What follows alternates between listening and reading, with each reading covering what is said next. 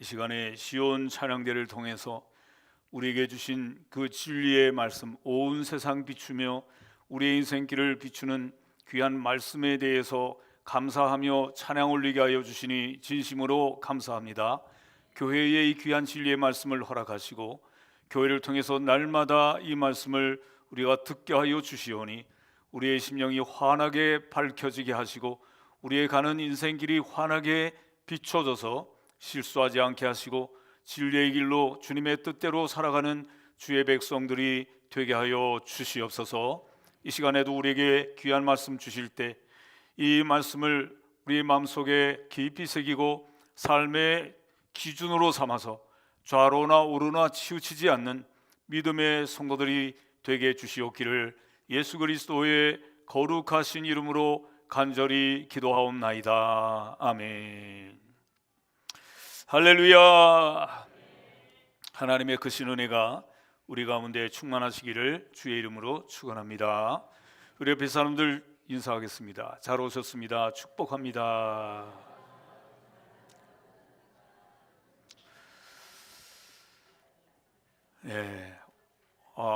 오늘 5월 17일 가정의 달을 맞았습니다.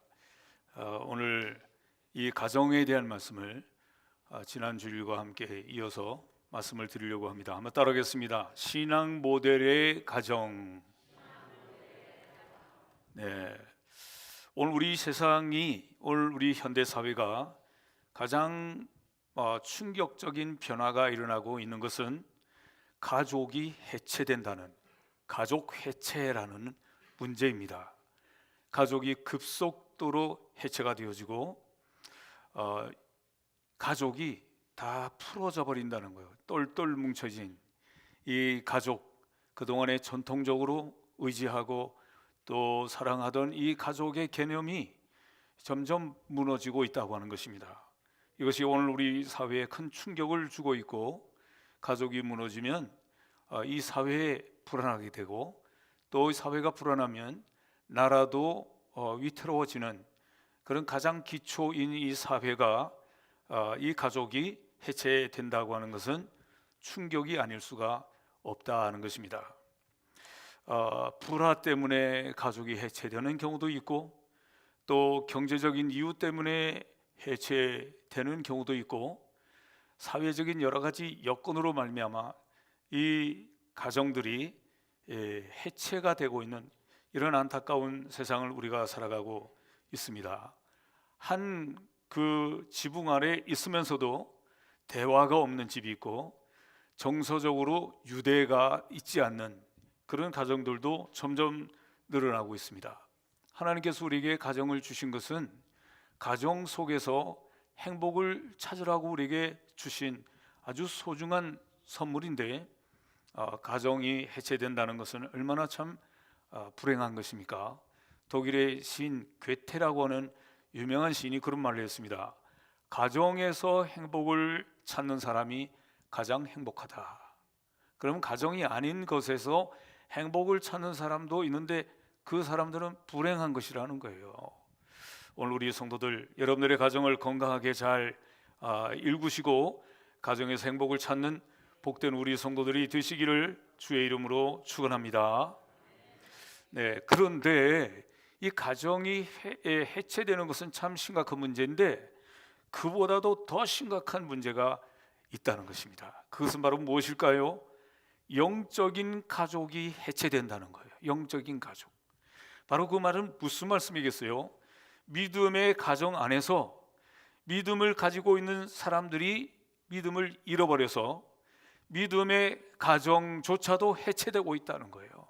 이거 얼마나 참 충격적이고 심각한 일이 아닌지 우리가 이 시간에 생각하면서, 이렇게 믿음을 잃어버리는 가정들이 너무 많아지고 있어요. 한 지붕 아래서 밥도 먹고 한 지붕 안에서 잠도 자고 있지만 가졌던 믿음을 다 잃어버리고 뿔뿔이 다 흩어져서 모두가 다 나름대로 각각의 신앙을 가지면서 종교를 가지면서 살아가고 있는 이것은 가족 해체보다도 더 심각한 것이라는 거예요.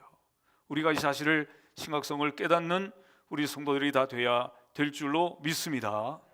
그렇기 때문에 오늘 우리 믿음의 성도들에게 주신 과제가 뭐냐? 바로 그것은 믿음의 가정을 다시 회복하고 믿음의 가정을 다시 세우는 것이라 이거예요. 따라하겠습니다. 믿음의 가정을 다시 회복하자. 이게 바로 우리에게 주신, 하나님이 주신 명령이고 우리에게 과제다 이거예요. 과제다. 그럼 믿음의 가정이라는 것은 무엇인가? 믿음의 가정이라는 것은 모든 가족들이 다 구원하신 예수 그리스도를 믿고 그분을 찬양하고 예배하고 살아가는 구원받은 가정을 만드는 거예요. 구원받은 가정. 여러분들의 마음속에도 이런 소망을 가지고 기도하면서 여러분들의 가정이 이와 같은 믿음의 가정이 회복될 수 있기를 주의 이름으로 축원합니다. 모델링이라고 하는 개념이 있습니다. 모델링이라고 하는 개념은 카나다의 심리학자 반두라라고 하는 사람이 이 말을 시작을 했는데, 이 모델링이라고 하는 것은 어떤 한 사람을 모델로 삼아서 그것을 관찰하고 배우고 그리고 닮아가는 것을 말하는 거예요. 모델링. 당연히 우리의 모델은 예수님이죠. 예수님을 본받고 예수님을 따라가는 사람이 바로 오늘 그리스도인이죠.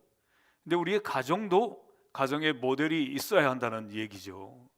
가정의 이 모델은 바로 어떤 모델이 우리의 모델이 되는 가정일까? 오늘 우리가 성경에 있는 말씀 가운데 한 가정을 선정해 보았습니다. 성경에 보면 참 위대하고 본받을 가정들이 많습니다. 아브라함의 가정이라든지 또 야곱의 가정이라든지 참 훌륭한 가정이 많이 있지만, 오늘 사도행전 10장에서 고넬료의 가정을 우리가 모델로 삼고 그 고넬료의 가정을 통해서 모델링을 하자는 거죠. 그래서 이 가정을 바라보고 또 배우고 관찰하고 그 가정을 닮아가야 하겠다고 하는 그런 말씀인 것입니다. 오늘 우리 이 고넬료의 가정은 어떤 가정이길래 이렇게 우리가 모델링을 해야 하느냐? 이 고넬료의 가정은 이 이방인이었어요. 하나님을 모르는 이방인의 사람이지만 한 사람을 통해서 가정이 다 예수를 믿게 됐고, 그리고 그 가정을 통해서 유대를 넘어서 이방 세계의 복음을 증거하는 하나님이 쓰시는 귀한 도구가 되었기 때문에 얼마나 참 귀한 가정인 것입니까? 그래서 오늘 우리는 이 가정을 본받아야겠다. 이 가정이 어떠했길래 우리가 본받아야 되었는가 하고 그 깊은 내막을 오늘 이 시간에 살펴보면서 오늘 우리의 가정도 이와 같은 가정이 될 수 있기를 주의 이름으로 축원합니다. 오늘 성경에 있는 말씀을 보면 오늘 성경에 그랬습니다. 하나님께서 고넬료를 기억하셨다 그랬습니다. 우리가 기억하다라는 얘기는 어떤 것을 안다는 얘기죠. 근데 이 단순하게 하나님이 고넬료라는 사람을 아는 것에서 넘어서 이것은 단순하게 하나님이 고넬료를 안다고 하는 얘기가 아니라 아주 극찬을 하는 거예요. 칭찬 중에도 아주 극찬을 하는 말씀이라고 우리가 이해할 수 있는 것입니다.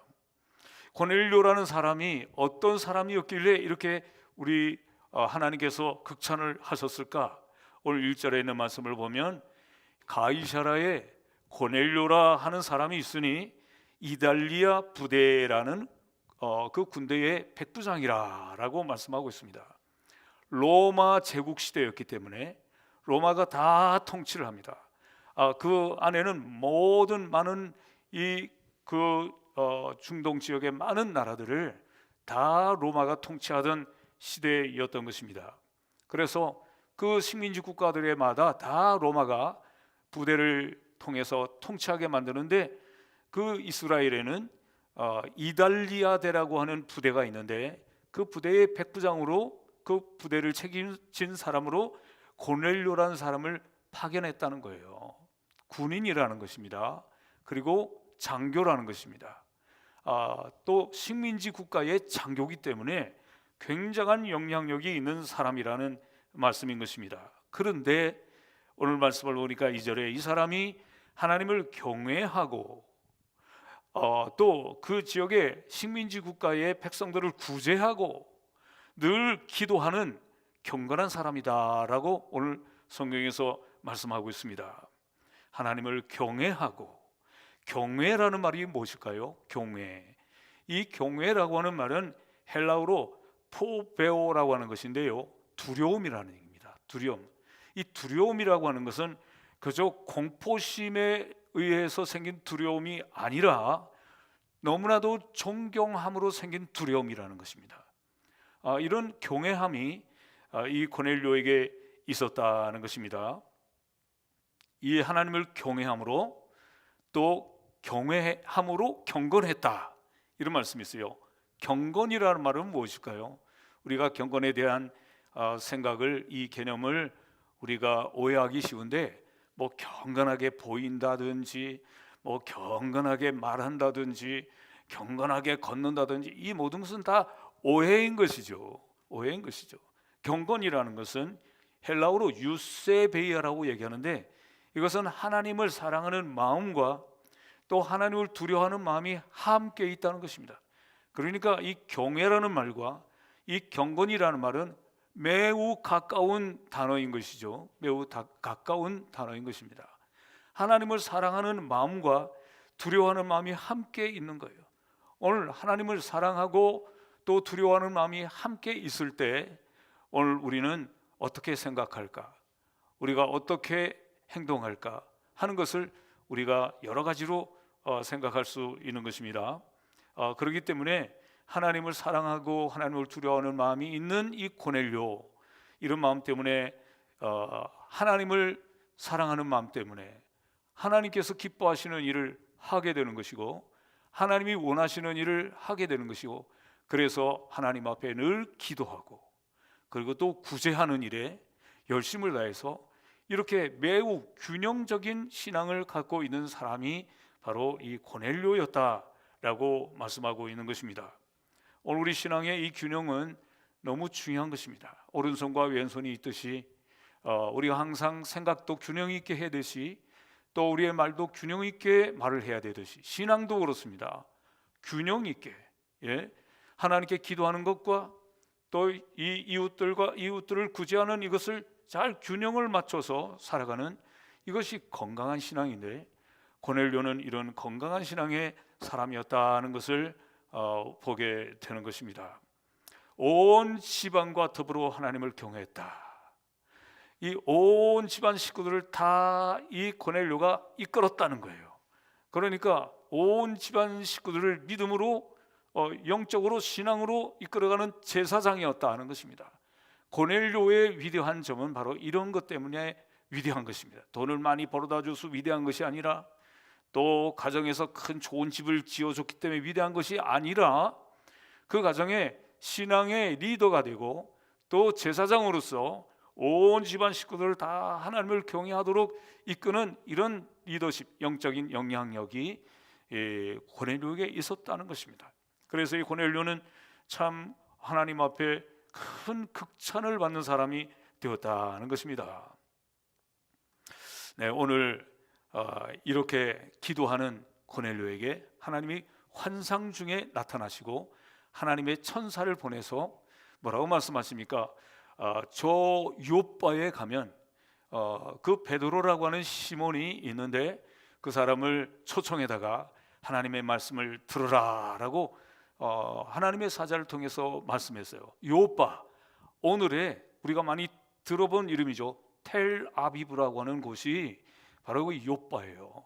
요바에 가서 베드로를 청해서 말씀을 들으라. 그런데 이 고넬료의 믿음이 또 훌륭한 점은 뭐냐면, 그 하나님의 사자의 말씀을 듣자마자 즉시 순종을 했습니다. 그래서 경건한 부하 하나 두 사람을 뽑아서, 그래서 그 요바의 텔아비브에 있는 이 베드로를 초청하는 그런 일을 하게 된 것입니다. 오늘 뒤에 있는 말씀을 보면 초청해서 온 말씀이 33절에 나오는데, 거기 보면 이 베드로가 도착을 했습니다. 도착을 했는데 온 식구들이 다 겸손하게 베드로 선생님을 맞이하는, 그 앞에서 엎드려서 뭐라고 말하는가 하면 우리가 하나님의 말씀을 듣고자 엎드렸습니다. 겸손하게 엎드린 이 모습을 보면서 이 고넬료와 그 가정은 얼마나 아름다운 하나님을 향한 마음을 갖고 있었는지를 우리가 알게 되는 것입니다. 이 고넬료는 나 혼자서 은혜를 받고 나 혼자서 예배를 드리면 된다라는 이런 생각에 그치지 않고 자기의 가족을 다 모으고 또 자기의 친구들도 또 이웃들도 다 모아서 이 귀중한 말씀을 우리 어찌 나 혼자 들을 수 있나, 그러니까 함께 들어야 된다, 이렇게 사모하는 마음으로 최고의 예우를 갖추고 겸손하게 엎드렸다 하는 모습을 보면서 이 고넬료는 정말 하나님을 경외하는 사람, 하나님을 두려워하는 사람, 그리고 하나님 앞에 경건한 삶을 살아가는 사람인 것을 우리가 알게 되는 것입니다. 그렇게 이 고넬료가 기도할 때 4절에 보니까 내 기도와 구제가 하나님 앞에 상달되었다라고 말씀하고 있습니다. 참 우리가 여기서 참 놀라운 비밀을 발견하게 되는 것입니다. 구제는 사람에게 하지 않습니까? 그런데 사람에게 하지만 사람에게 하는 구제를 하나님이 하나님이 받으셨다는 거예요. 이게 바로 놀라운 신비스러운 비밀인 것입니다. 오늘 우리가 사람들에게 하는 것은, 이것은 아무도 모르는, 그저 주도세도 모르는 일인 것처럼 우리가 생각하기가 쉽지만 고넬료가 사람들에게 구제한 것을 하나님이 받으셨다는 거예요.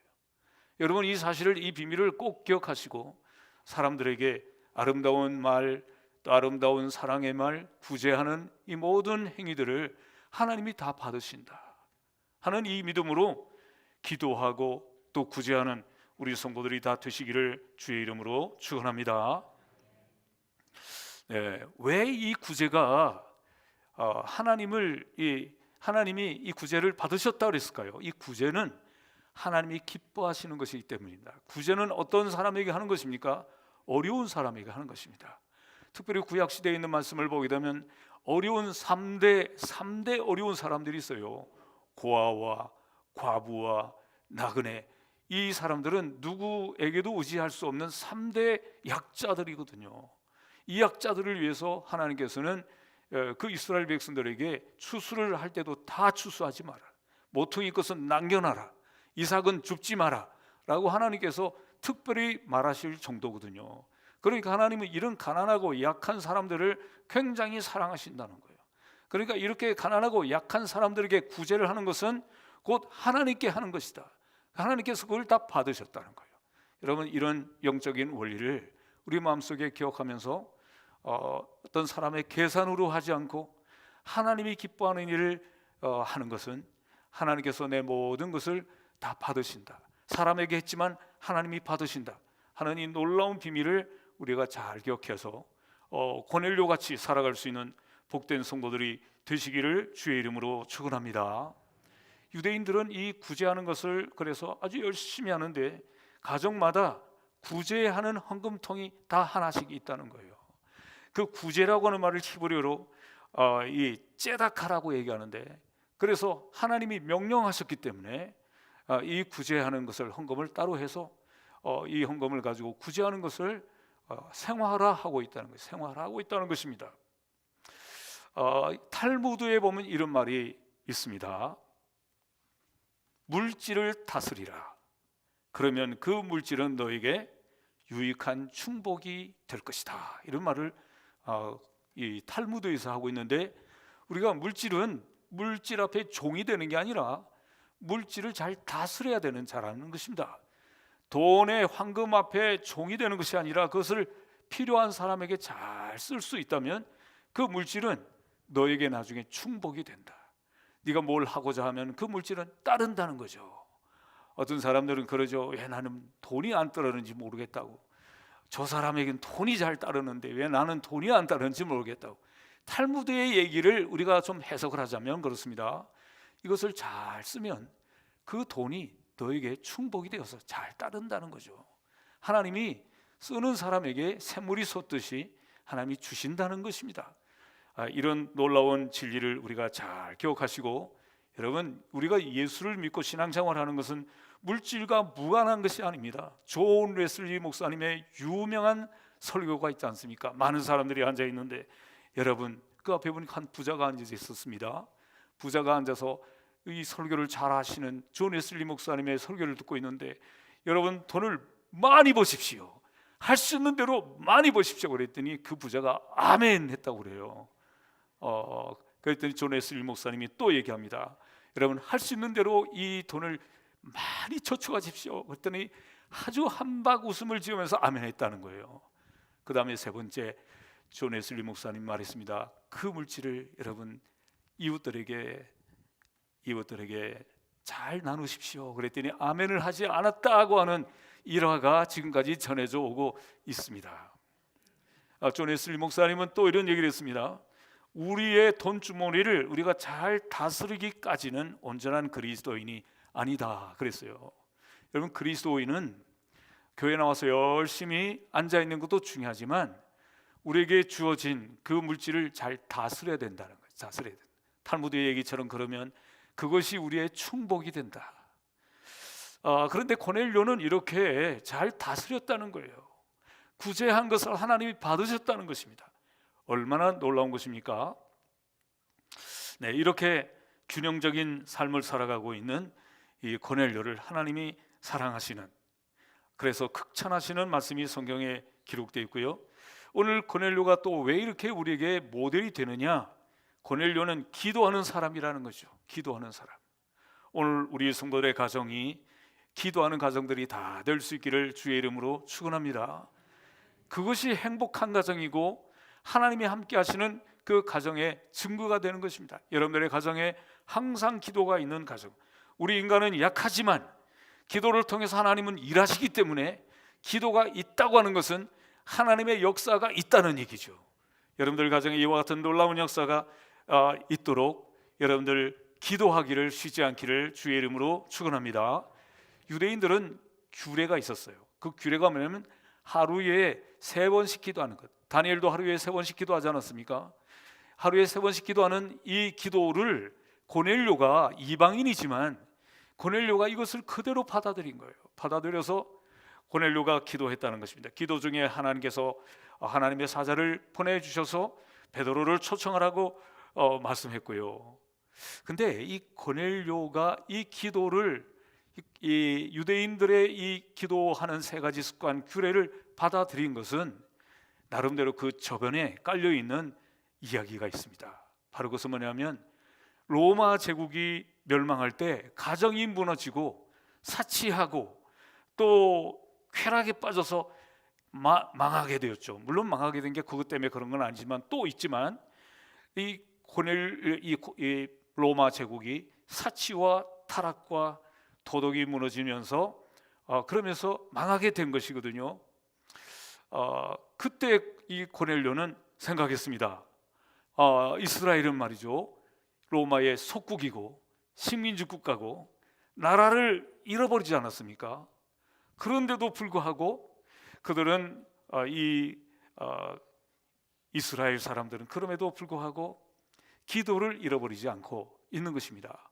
그리고 그 가정을 소중히 여기고 있는 것입니다.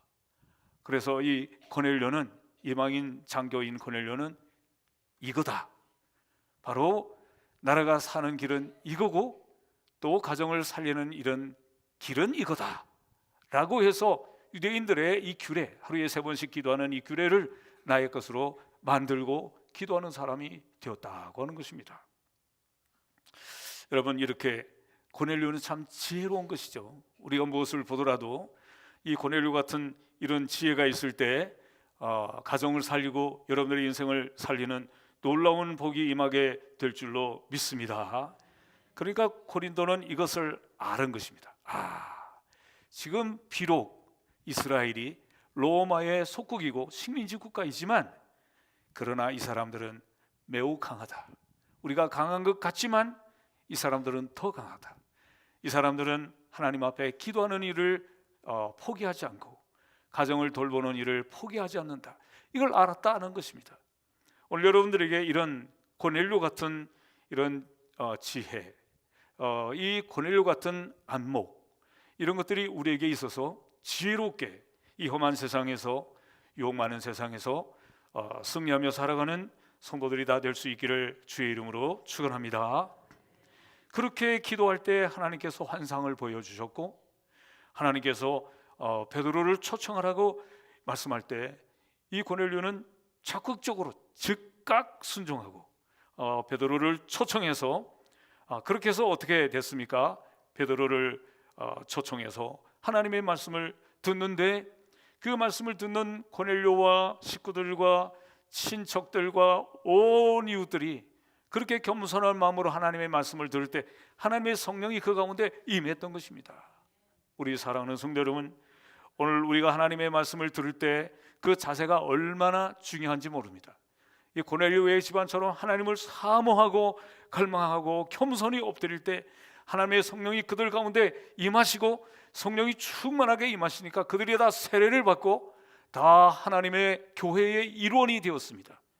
이런 놀라운 역사가 일어나게 된 것입니다. 그렇기 때문에 오늘 우리는 이 고넬료, 하나님을 경외하고 경건하게 살아가는 고넬료, 그리고 이웃에게 구제하는, 하나님을 기쁘게 하는 구제하는 고넬료, 또 하나님 앞에 깨어 기도하는 이 고넬료, 그렇기 때문에 이 고넬료가 우리의 신앙의 모델이 된다는 것입니다. 이렇게 준비된 마음 가운데 하나님께서 그 말씀을 전할 때 성령이 강력하게 임하시고 또 그리스도인이 되고, 그뿐만 아니라 이 고넬료는 어떤 사람이냐면 이방인으로서 예수를 믿고 구원받은 첫 번째 가정입니다. 첫 번째 가정. 그리고 이방인으로서 하나님 앞에 성령의 충만함을 받은 가정의 첫 번째 가정인 것입니다. 그리고 이 이방인으로서 이방 세계의 복음을 증거할 수 있는 그런 일꾼이 그릇이 된 첫 번째 사람이 고넬료라는 것입니다. 그러니까 얼마나 참 복된 사람인가 하는 것을 우리가 깨닫게 되는 것입니다. 여러분, 이 진정한 복은 담을 넘는 것입니다. 창세기 49장 22절에 보면 야곱이 그 아들들에게 다 안수하며 축복을 하는 말씀이 나오는데, 요셉에게 이렇게 축복하죠. 요셉은 무성한 가지, 곧 샘 곁에 무성한 가지라. 그 가지가 담을 넘었도다. 요셉에게 이런 축복을 아버지가 하는 거예요. 진정한 복은 말이죠, 나 혼자 잘 먹고 잘 살고 큰 집 지니고 사람들과 담벼락을 쌓고 사는 게 아니라 담을 넘어야 된다는 거예요. 담을 넘어, 가지가 담을 넘듯이 넘어야 된다. 그게 진정한 복인데, 요셉은 얼마나 그런 복을 받았습니까? 자기도 총리가 되고 잘 됐지만 이 요셉을 통해서 그 주변에 있는 국가들을 다 먹여 살지 않습니까? 이게 바로 담을 넘는 복인 것입니다. 오늘 고넬료는 어떤 사람입니까? 자기도 구원을 받고 자기들의 가정이 세례를 받고 성령 충만을 받았지만 그것으로 끝난 게 아니라 이 고넬료의 가정을 통해서 이방 세계의 복음을 증거하는 그런 전초 기지가 되고 귀하게 쓰임받는 그릇이 되었기 때문에 이거 담을 넘었다 말이에요. 담을 넘었다. 이게 진정한 복이라는 것이죠. 오늘 우리 사랑하는 성도 여러분, 오늘 우리의 가정들이 이런 가정으로 쓰임받을 수 있기를 주의 이름으로 축원합니다. 하나님을 경외하고 또 하나님 앞에 경건하게 삶을 살고 또 이웃에게 구제하고 또 하나님과 늘 교통하며 기도하는 가운데 하나님의 성령에 충만하게 임하고 자기만 복을 받는 것이 아니라 주변에 있는 모든 사람들에게 복을 나눠주는, 담을 넘는 복을 받았던 고넬료 같은 이런 복된 가정이, 우리 성도들의 가정이 그와 같게 될 수 있기를 주의 이름으로 축원합니다. 기도하겠습니다. 고마우신 하나님, 감사합니다. 5월 가정의 달에 오늘 특별히 이 고넬료의 가정이 얼마나 우리에게 모델이 되는지를 알게 하여 주시니 진심으로 감사합니다. 하나님을 두려워하고 또 하나님 앞에 경건한 삶을 살며 로마의 제국이 참 위험한 가운데 있었지만, 그러나 속국에 있었던 이스라엘 사람들이 기도하며 하나님 앞에 믿음으로 말씀으로 살아가는 모습을 보면서 그 기도를 본받으며 그러면서 깨어서 기도하는 가운데 하나님의 감동으로 사자의 그 음성을 듣게 하여 주시고 또 베드로를 통해서 말씀을 듣고 온 식구들이 모인 사람들이 다 성령의 충만함을 받는, 하나님 앞에 이방의 복음을 증거하는 그릇으로 쓰임받는 놀라운 복을 받은 사람이 고넬료임을 깨닫게 하여 주시니 진심으로 감사합니다. 오늘 우리의 가정들이 다 고넬료 같은 이런 복된 가정들이 다 되게 하시고, 우리의 성도들이 고넬료의 가정에 신앙의 제사장이 된 것처럼 그 제사장의 역할을 감당하는 성도들이 다 되게 하여 주시옵소서. 예수 그리스도의 거룩하신 이름으로 간절히 기도하옵나이다. 아멘.